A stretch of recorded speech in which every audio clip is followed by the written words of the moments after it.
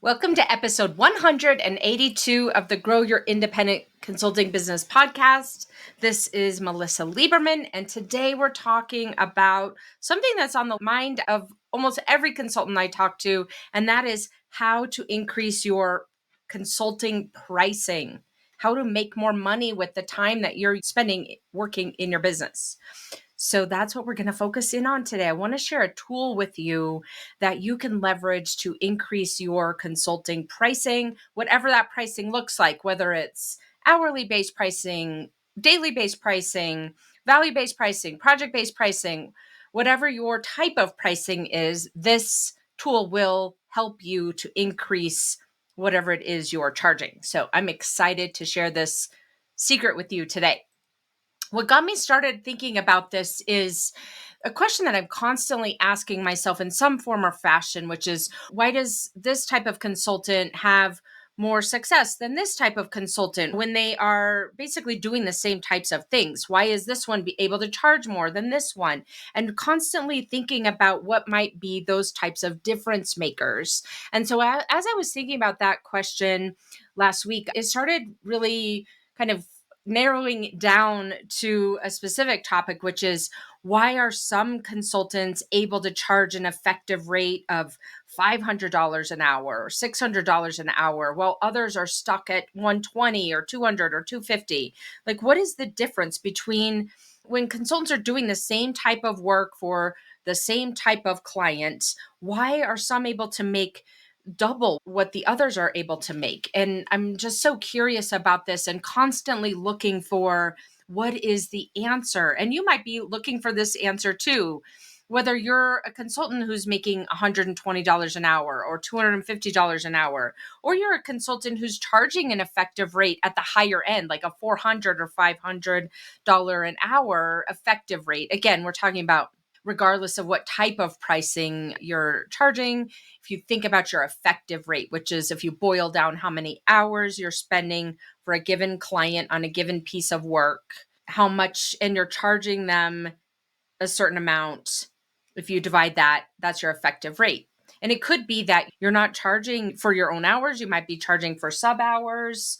Including that into this calculation is also something you would want to do. And really thinking about, what is that effective rate? And so why are you at where you're at? Why are you where you're at? And today I'll share with you this tool that you can leverage to increase wherever it is that you're at in terms of your effective rate. Because I want to help you get unstuck from wherever you are. You might have been at a certain rate that you're really wanting to increase for a while now. Let's help you get unstuck for that. Or maybe you feel good about the rate that you've climbed up to over the last several years and feel like there's nothing else for you to move. You kind of maxed it out. Again, you'll be able to use this tool that I'll share with you today. Even if you're not charging by time at all, this will help you to increase that effective rate we were just talking about. Okay, so with that, that's kind of the backdrop here. Let's dive into the agenda. So first, we're going to talk about, in more detail than I've already teased you here with, what makes the difference in the rates that you're able to charge. When you compare what you do for your industry with other consultants who are doing something similar, what is the difference between what you're charging and they're charging? And then after we go through that, I'll share with you the tool that I want to share with you today that will help you to increase those effective rates. And then I'll use a case study to bring that to life. And then we'll wrap up today's episode with 5 questions that you can use to put this episode into action. So be sure to stay all the way to the end to hear that case study, which is a real life example to bring what we're talking about to life. And then those 5 questions that you can take away from this episode to make sure that you're not just listening here, but you're also putting what we talk about every week into action for your business. So with that, before I dive into the first topic here, I do want to encourage you to go take my rate calculator if you haven't yet found it. It was in the last couple months, I released a rate calculator. It's an Excel spreadsheet that you can download and put in all the different numbers and come up with rates that you may not have either thought through completely, or it's a good refresh to look at your rate and see how it compares to based on best practices in the industry and that kind of thing. So you can go find that at ictoolkit.com. That will take you to my toolkit for independent consultants. And then on that page is the independent consultants rate calculator. All right, so that goes along with today's topic, which is really how are you setting your rates? Why might they be different than other consultants' rates who are able to command a higher amount? And what can you do about it? Again, before we dive in, I want to give you this caveat. When I use the word rates or pricing, I'm really referring to any structure, whether it's hourly or daily or project-based or value-based, really thinking about whatever the tool is that I'm going to share with you today, how that applies to you and whatever type of pricing you're charging. So if I use the word rate and it doesn't land with you, then basically fill in the blank with whatever word you are using, pricing or rates or investment, whatever it is that you're thinking about. All right. So with that, let's dive in and talk first about what makes the difference in the rates you're able to charge. What truly makes the difference in the rates you're able to charge versus a consultant who's doing similar type of work in a similar industry to yours, where it's as much apples to apples as possible? Why are those other consultants able to charge more than you're able to charge? And you might know for a fact they're charging more because you talk to your peers or other people who work with your clients, or perhaps you even see behind the scenes where you might see a proposal that they received or even the data of what they're paying out. What makes the difference? Why are other consultants doing similar type of work able to charge more? For most of us, we think it boils down to maybe they have more experience than we do, or they have a different education. Perhaps they have an MBA, or they went to Harvard or an Ivy League type of a school and you didn't. Or perhaps they've previously worked for McKinsey or Bain or one of those consultancies that has a brand name. You might be thinking that it's about your industry itself, where you're working in an industry that feels more commoditized, where the idea is that they don't typically pay as much as other industries. Or maybe you think it's the quality of your network that makes you different than other consultants doing similar type of work for similar type of clients, whether it's the industry that's similar, or maybe you're working for startups and you're comparing yourself to other startup type consultants across different industries. This boils down to, most of the time we think it's something external that is impeding us, not allowing us or holding us back from charging what other people charge. And in some ways, this can be true.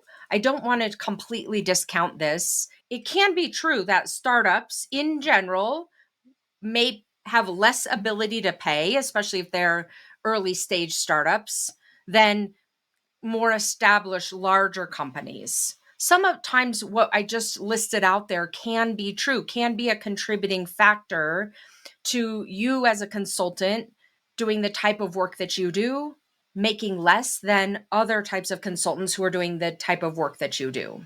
But what I want to say to you today is that we can also find evidence that the opposite is true, that startups will pay depending on what it is that you do for them and the perceived value, that early stage startups will pay, that industries that feel like they're more commoditized in terms of what they pay for consultants will pay at the higher end. Your education is irrelevant, that the experience that you've got on your resume does not hold you back from charging what other consultants are charging. So today we don't want to focus on what all of those limitations are. We can find 1,000 of them if we tried to, and make a business case for each one of them as to how those factors are contributing to your lower bill rate. But that's not a good use of our time. That's not a good use of your time to go find evidence for why you should be charging less than your peers. Today, we want to find evidence for the opposite being true, that you, just like those other consultants who are charging an effective rate of $400 an hour, or effective rate of $500 an hour, or effective rate of $1,000 an hour, whatever it is, that you have the ability to do that as well. And it doesn't require you to go get more certifications. It doesn't require you to go get an MBA from an Ivy League school. It doesn't require you to go back to corporate consulting and have a McKinsey in your history. What it does come down to is the level of thinking about money and the way that you think about money. Now, before I dive in and share with you the tool that I want to share with you today, I do want to recognize here that I'm not telling you that you don't need a pile of experience from which to leverage. That's not what I'm saying. I'm not saying that you can just come out of college and start charging $400 an hour. I'm not saying that you don't need an education at some level. I'm not saying that a network isn't important. Those are not the things that I'm saying. What I am saying is that for the most part, what I see when we compare apples to apples, when you have similar level of experience to those consultants who are charging 25% more than you are, 50%, 100% more than you are, 500% more than you are, wherever you're at. What I'm saying is more often than not, I see that you have a very similar background to what they have. It's just the difference is the way you're thinking about it versus the way they're thinking about it. So if we put a level playing field in place and we assume that you have a level playing field, that you have the requisite experience, that you have the background that's required to make your clients successful from a consulting perspective. If we give you credit for what you do know and what experience you do bring to the table and the knowledge and expertise that you're able to call upon in order to help your clients gain the outcomes and achieve the outcomes they're looking for, if we give you credit for all of that, similar to the credit that those other consultants who are already charging more than you are have given to themselves, then if we strip all of that away and say that we're looking at apples to apples here, it comes down to the level of thinking, your level of thinking and their level of thinking about money. I'll give you this tool and then we'll talk through the case study to bring this to life. But the tool, what I call it, is the pricing set point, your pricing set point, a mental set point. And there's three components to this mental set point that you have for your pricing. The first is what you believe is possible for you. The second is what you think is possible for your client or what you think your type of client is willing to pay. And the third component of this pricing set point is the evidence that you accumulate, mental evidence, to support these two beliefs. So let me repeat this. The pricing set point is the tool that you want to leverage to start increasing your pricing and getting it to a level that's commensurate with your peers. What you believe is possible for you. Second, what you believe is possible for your clients to pay you. And third is the evidence to support these beliefs. So let me illustrate this through a case study, an example, because what you look for, you will find. I'm sure you've heard that saying before. What you look for, you will find. It's the evidence of what's possible for you based on your experience, based on what you bring to the table, based on the outcomes and results that you help your clients to achieve.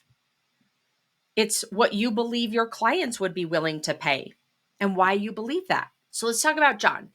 I was working with John. He's a consultant and is really stuck. He was stuck charging about $150 an hour and hadn't been able to raise those rates in a while, in a few projects, a couple of years, I believe, if I recall correctly, and just felt like he had plateaued. He felt like in order to get out of this, that he was going to have to change what he was doing as a consultant because in work in a different type of industry, because he had talked with some of his peer consultants who were also working for similar type of clients. And they all told him that this is it. You've peaked. You're at about $150 an hour and it's customary in the industry.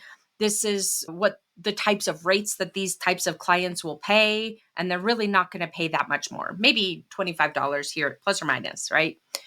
But that's where he was at. He was worried because at that point, because he didn't have any more time to sell, he was charging by the hour in this case. then he felt like he had hit a plateau because in his mind and with what his peers had told him, it was customary to charge between 150 and 175. And so there really wasn't a whole lot of headroom for him to move up in terms of his revenue. And as a result, he would have to switch industries, completely change what he was offering, go back to school, maybe go back to corporate and get some more experience or build out his network better, and then make those changes in order to increase his pricing. And so what we started looking at is the assumptions he was making. If we put aside what other consultants were telling him for a minute and helped him to see that it could be possible that other consultants were charging more, that his clients would be open to paying more for the work he did, then what would need to happen? Because he really did want to work with that type of client doing that type of work.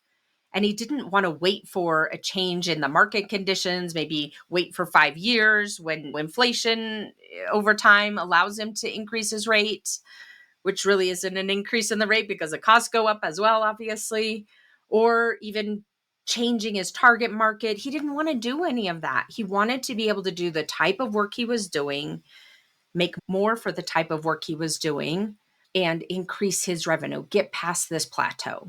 And so what we did together is start working on what I call that mental set point, where he was able to be first and foremost, before he was able to change his rate structure, which I'll tell you about what that looked like here in a minute. But first and foremost, we realized that before he could do any of the tactics or strategies, he needed to shift his mental set point, because everything in his being was telling him that he had maxed out at $150 an hour. The way he was thinking about what was possible for him was maxed out at $150 an hour. The way he was thinking about what his clients would pay was maxed out at $150 an hour. The evidence he was accumulating all pointed to that $150 an hour max. And so as we started diving into this, he thought the first step would be, okay, let's raise the rates and then figure out, do I need to shift that target market or shift into retainers or shift the offering, all of those things. And what we realized is first we had to shift his mental set point. And so you might be shocked by this, but the mental set point that we picked for him was $400 an hour. We didn't incrementally go up to $200 an hour or to even $250. We went from $150, which is what he was used to charging, all the way over to $400 an hour. Now, for you, it might be slightly different. You might already be charging an effective rate of $250 per hour. You might consider going to $500 an hour. But for John, we started thinking about what would it look like to be charging $400 per hour?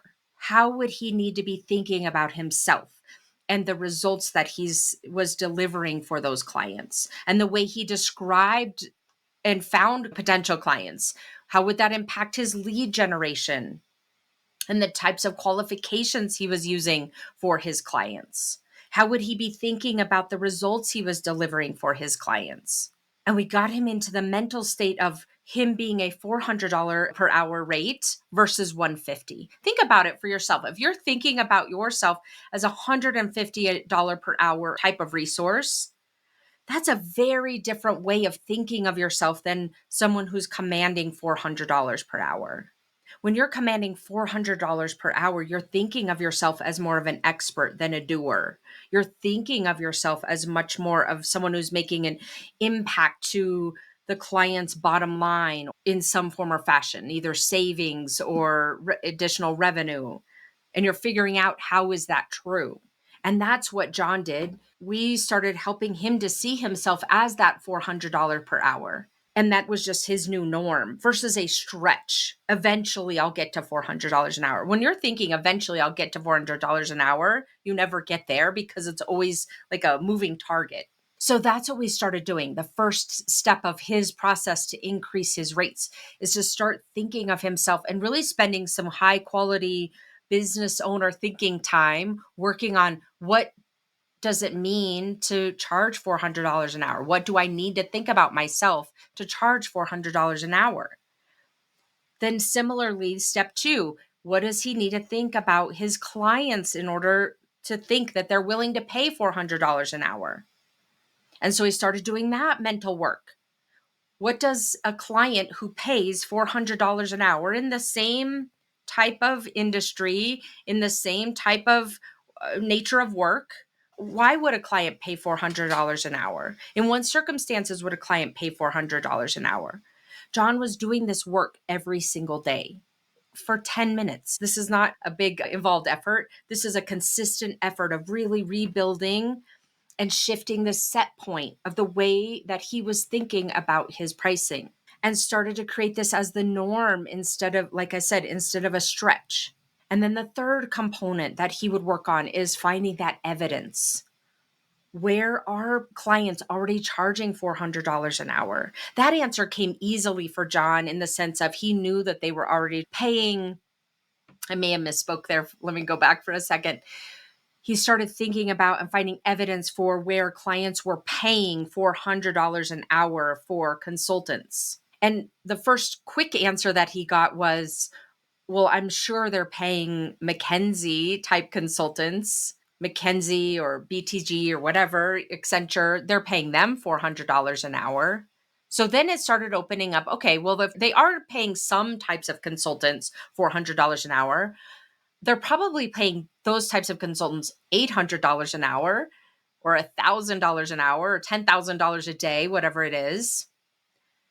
How could it be possible that they would be open to paying $400 an hour for the type of work John did? That's what he was starting to really think about and write down and spend 10 or 15 minutes a day brainstorming. And that's what started creating this new set point for him. Because imagine when you're thinking of yourself as a $400 per hour consultant and that your clients are willing to pay $400 an hour, and you intentionally go about finding evidence for how that could be true. Think about the difference in your mind from $400 to $150. $150 starts feeling not like the norm, but like something that is so well below what you are capable of doing that it's not even a consideration anymore. Now, let me come back to John and tell you why we picked $400 an hour. John's goal was actually not $400 an hour. His goal was to charge closer to $250 or $300 an hour. So by the end of this exercise, and this wasn't just a one and done, this was some repetition until it became the new norm or the new set point. The $400 an hour became the new set point. Over the course of doing this for several weeks, what John was able to do is to then create a new set point of $275 per hour, because he could see himself charging $400 an hour. He could easily see his paying type of clients, ideal clients, not every client, of course, but ideal clients paying $400 per hour. And because that new set point was so far out there along the spectrum of pricing, he was then able to come back and say, you know what, 275 feels like a no-brainer. I'm going to leap from 150 to 275, because he gave himself some distance in that set point. And as a result, he was able to increase his effective rate to the 275, start moving into value-based pricing, because he could see the reasons why a client, the ultimate value the client would accomplish through their work together. And that set up the foundation kind of as a secondary benefit for him to start implementing value-based pricing in his sales process and ultimately land more fulfilling work with clients who truly wanted his expertise versus feeling like he was more of a warm body to accomplish the type of work that he does.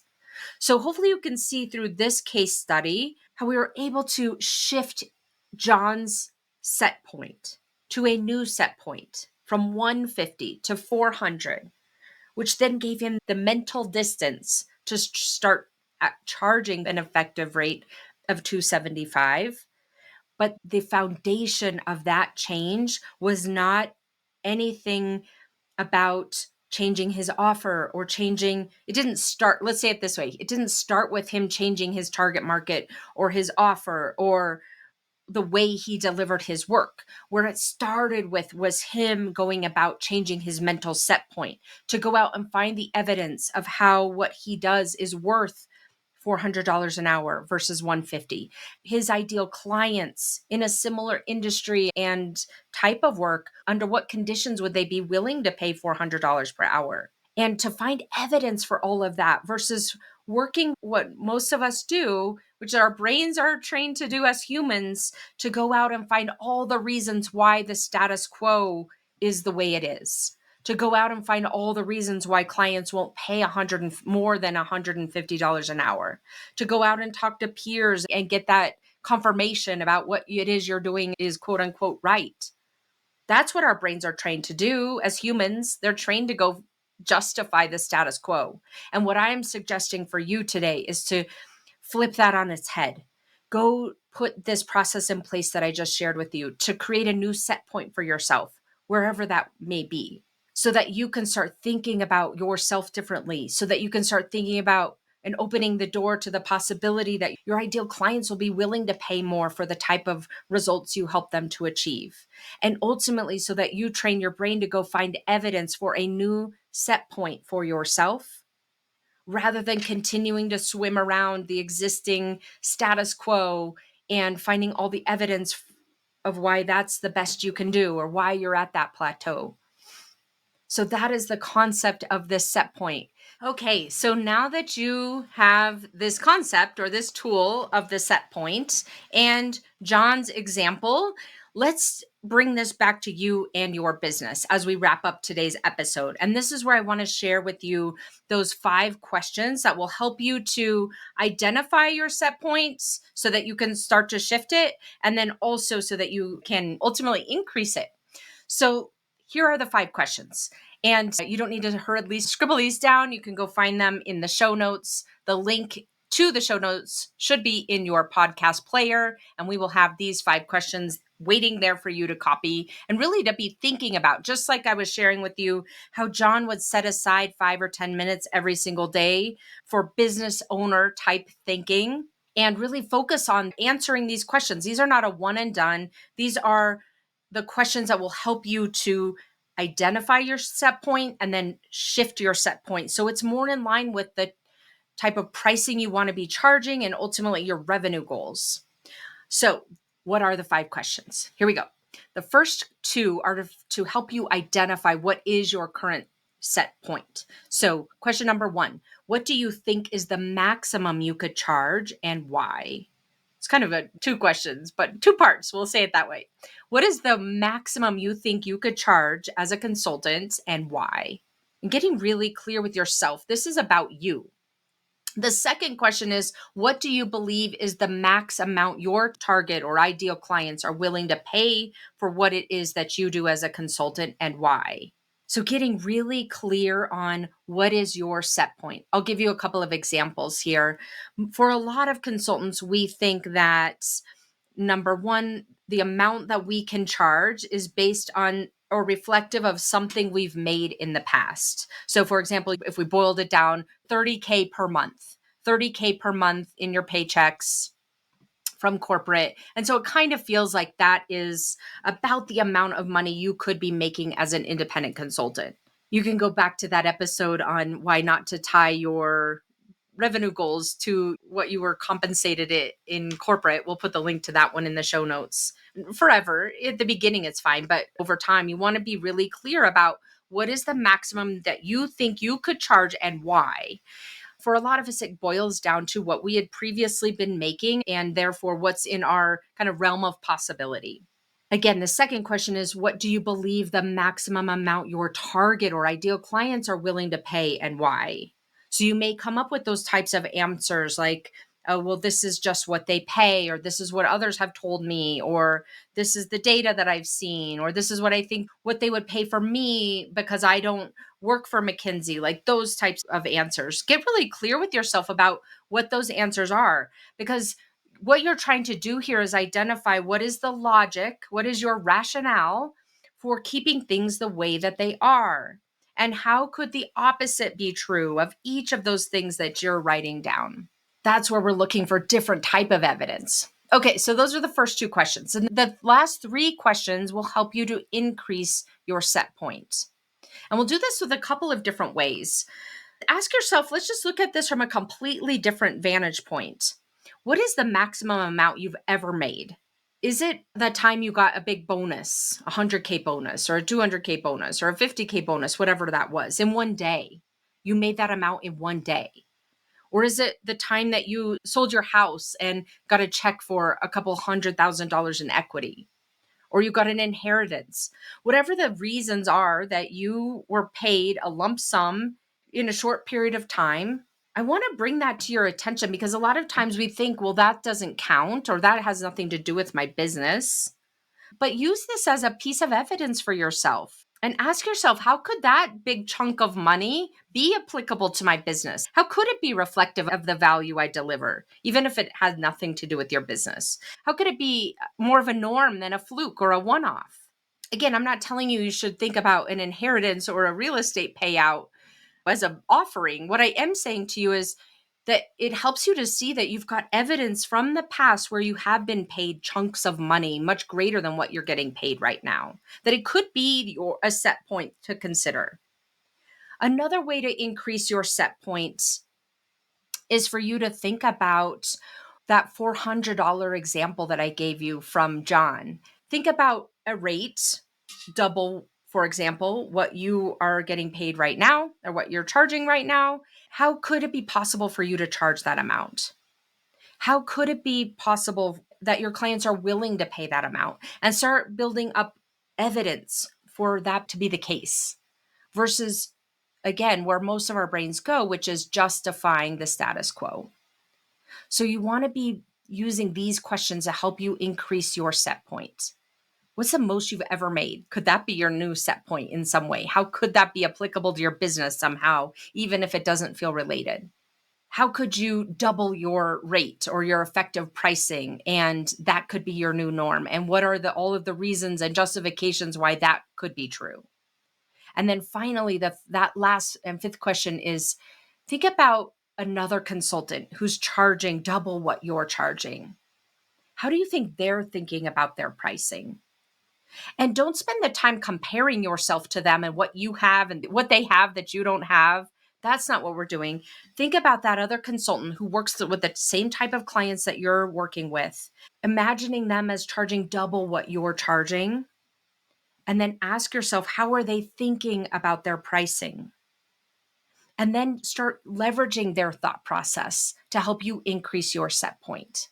So that can be a really valuable way to do this, because then it kind of takes you out of the equation and you start thinking about, wow, how does that other person think, in order for you to then start adopting the way that they're thinking about their own pricing, and ultimately for you to increase your set point. So those are the questions that you can start to integrate into your business owner thinking time to help you to identify your current set point and ultimately start thinking in a different way to increase your set point as one of the prerequisites to help you to get to the place where you're able to increase your pricing overall. All right. Thank you for tuning in today, and I'm excited to see you again next week. Take care. Thanks for joining me this week on the Grow Your Independent Consulting Business podcast. If you liked today's episode, I have 3 quick next steps for you.